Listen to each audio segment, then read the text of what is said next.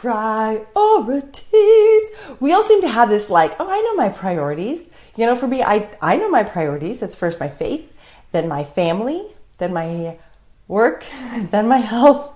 I would like to say it's the other way around, but the truth is it's work, then it's health, then it's my friends, then it's everything else. So most of us, we can kind of outline that.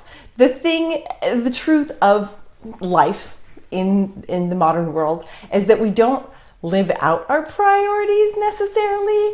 We live in a what's on fire kind of priority list. Meaning, if there's a big crisis at work, well, then work is a priority.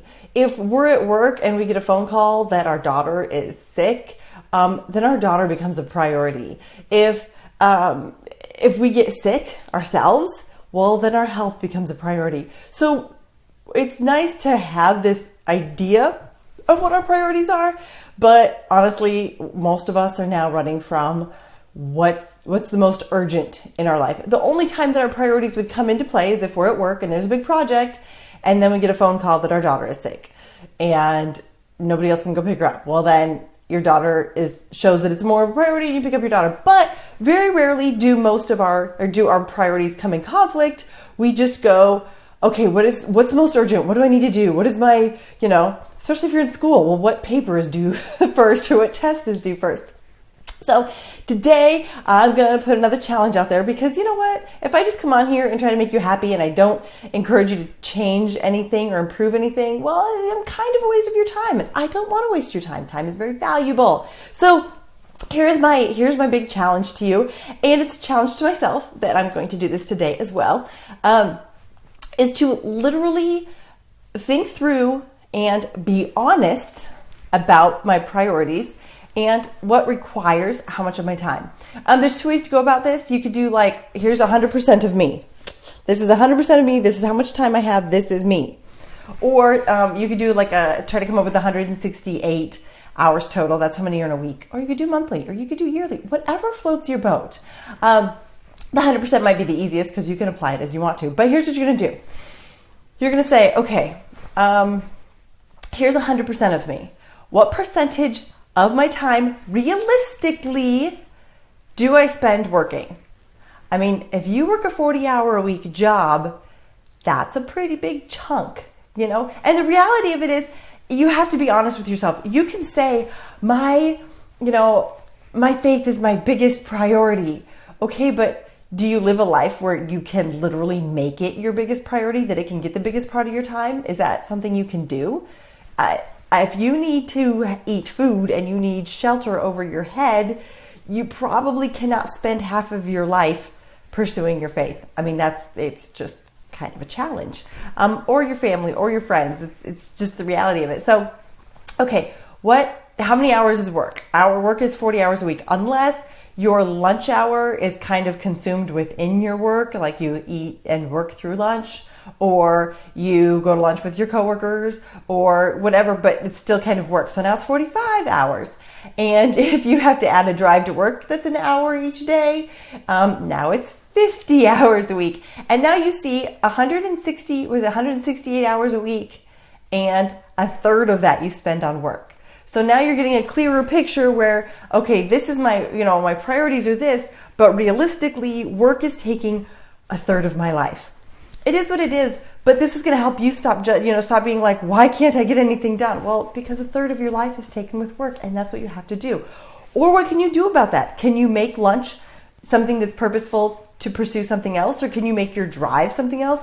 You guys, I am totally guilty of being a Joel Osteen fan in a major way. But what's really neat is that it makes my drive time something that is about my faith and is about my education and my motivation, as well as driving to and from work. So it's not like work sucks everything out of me. Not that work sucks anything out of me. I love my job. You guys, seriously, I work at like the best company ever. It's like Disneyland for grown-ups. So you're going to do that. And then you're going to go, okay, well, what else do I sleep? Sleeping is good. I need to take that chunk out. So here's sleeping time.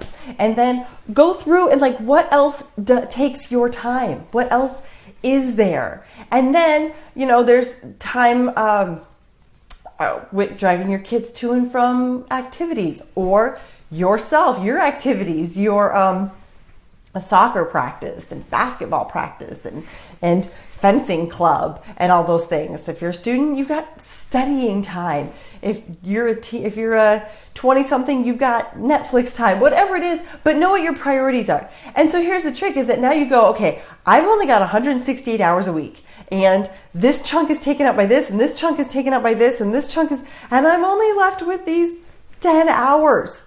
How do I do these? What do I do with these? How do I make the most of these 10 hours? Well, I'll tell you right now what you probably do with them. You use Facebook, or other social media, or you stare at the TV. Because when we live a life of just what's the most urgent, then when nothing is urgent, our brain's like,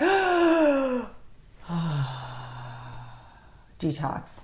What can I do? How can I fill this space? There's nothing I need to do right now. I'm going to take advantage of nothing I need to do. And then we do something completely useless, which sometimes is okay. But if we go back to that priority thing, it's my downtime. I said my kids are a priority. I haven't done anything with my kids. Now instead of thinking, oh, there's nothing to do, I can take a break, I'm going to go, holy cow, I said my kids were a priority and I've done nothing with them. I can go over there and we can go do a Sudoku puzzle together, or we can talk about his day, or we can, depending on how young they are, kids can be really fun. Do a Musical.ly video. That's really fun too. And the other cool thing about doing this activity is that it's going to help explain some relationship issues you might be feeling right now. It's really easy to say, and this is just me being totally like hypocritical or overly honest, or I don't know what the word is, but it's very easy to say, yes, my spouse is a huge priority to me. Like, and when you're breaking down your priorities, I suggest spouse and children are two separate things, because sometimes your husband or your wife just needs attention, and sometimes your kids just need attention, and sometimes you need to separate them, and you need to have this kid gets this attention and this kid gets this attention, and sometimes it's the pets, and sometimes the cat needs this attention, and sometimes the dog needs whatever you need to do. But here's the problem, is that we can say till we're blue in the face, my husband, he's a priority to me. He is my husband. But my time-wise, I'm like, okay, well, honey, as soon as I get the house clean and the laundry done and the dishes are done and dinner's cooked and I have my outfit laid out for tomorrow and I get Mia to sleep, okay, then I have time for you, maybe. And by then I'm exhausted. But you're a priority to me. You're a priority. I mean, you're important to me, but I've got no time for you. That's going to cause problems. So you need to step back and be like, okay, I got this 168 hours. This has got to be doing here. We got to do this here. We got to do this here. And then when all is said and done, you go, I've only got 4 hours left to show these people. So now you've got to make those, you'll be very intentional. That's to be very intentional.